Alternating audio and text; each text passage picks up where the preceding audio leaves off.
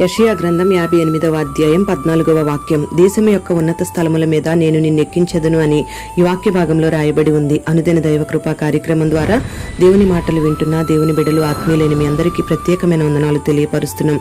దేవుడు మిమ్మల్ని దీవించునుగాక. నీకు సంపూర్ణ సంతోషం కలగాలి అంటే ఆయన ద్వారానే కలుగుతుంది. అలాగే నువ్వు ఉన్నతంగా దీవించబడాలి అంటే ఆయన ద్వారానే దీవించబడతావు. ఉన్నత స్థలములు అంటే దేవుని రాజ్యమని చెప్పుకోవాలి. శాంతి సమాధానాలు కలిగిన ప్రపంచమని చెప్పుకోవాలి.